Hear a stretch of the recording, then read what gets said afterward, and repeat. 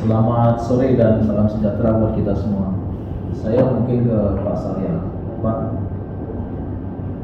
kalaulah Bapak menganggap itu satu pelanggaran, ya, dan itu sudah melalui proses di kepolisian, sudah dilakukan penahanan, ya, itu 1,5 bulan. Maksud saya gini loh, Mike Dermot itu kan mengeluarkan PHK-nya itu tanggal 17 Juli, ya kan?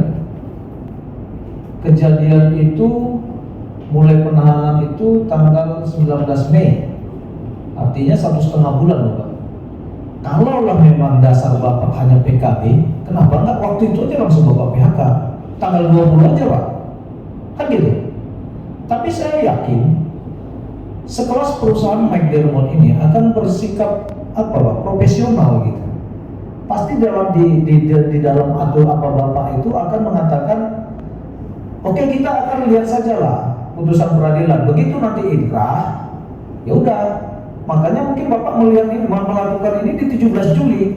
Maaf Pak, sementara penghentian atau SP3-nya itu di 10 Juli Pak.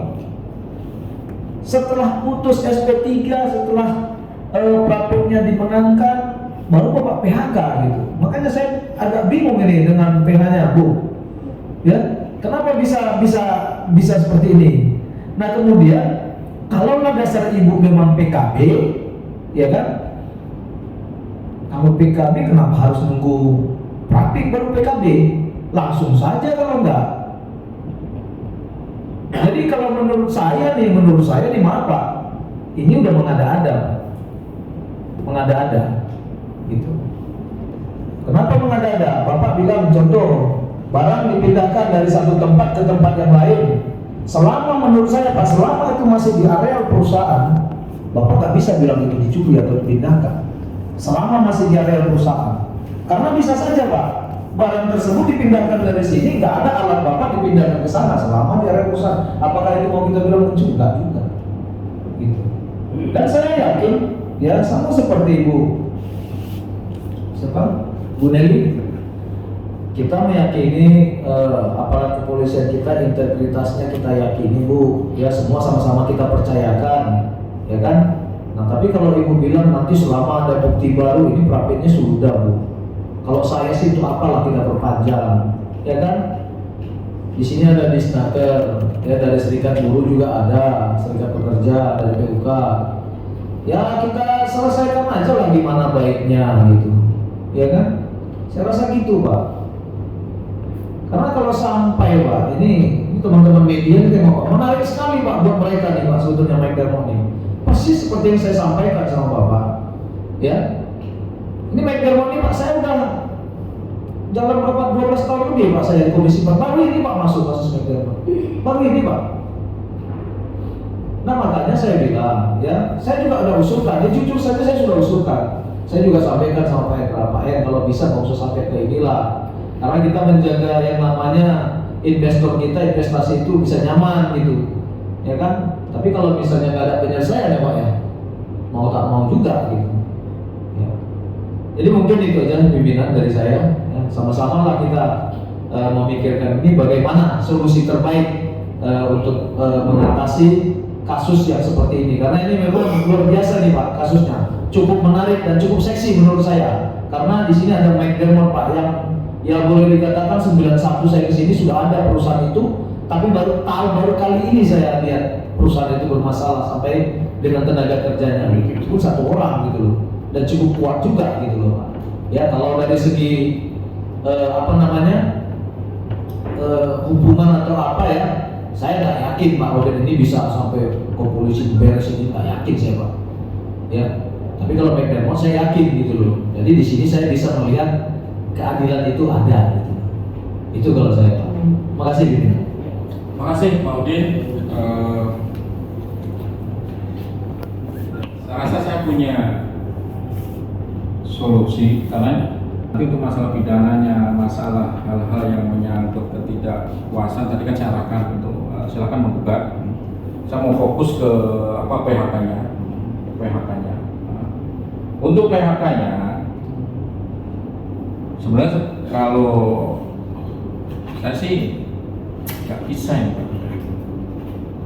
Karena yang namanya tadi kesalahan mendesak, kesalahan ini. Tapi kalau perusahaan ingin, kalau bahasa kasarnya tidak mau udah sendiri kan seperti ini. Udah semua udah terucap, ini wajib terlaksana. PHK juga tidak dilarang dalam perselisihan dalam hubungan industrial, tapi semua punya hak dan kewajiban. Kalaupun berproses dengan hukum, ya tentu tetap saat itu berproses. Tadi dapat laporan juga gaji sudah nggak dibayarkan Pak Robert katanya. Ya. Betul yang mulia, yang pimpinan. Udah dua bulan saya tak dapat gaji. Ya, jadi ini yang perlu kita garis bawahi. Semua tentu kita sama-sama ya sudah tahu nih sebenarnya alurnya seperti apa. Saya nggak usah bilang siapa salah siapa benar, tapi sesuai dengan arahan daripada pimpinan rapat tadi, ya. Dan kami juga sudah lihat niat baik daripada ex karyawannya, ya. Kalau mau di PHK, oke, silakan. Tapi berhenti dong, hak kami kan gitu.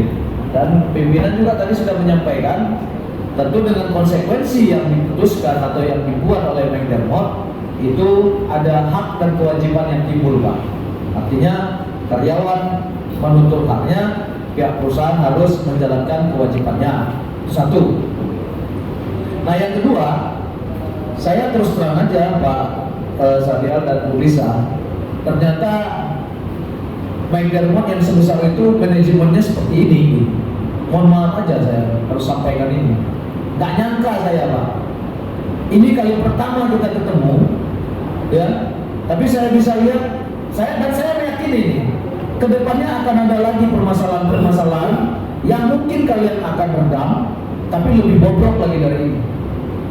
Gitu. Saya yakin kalau begini caranya.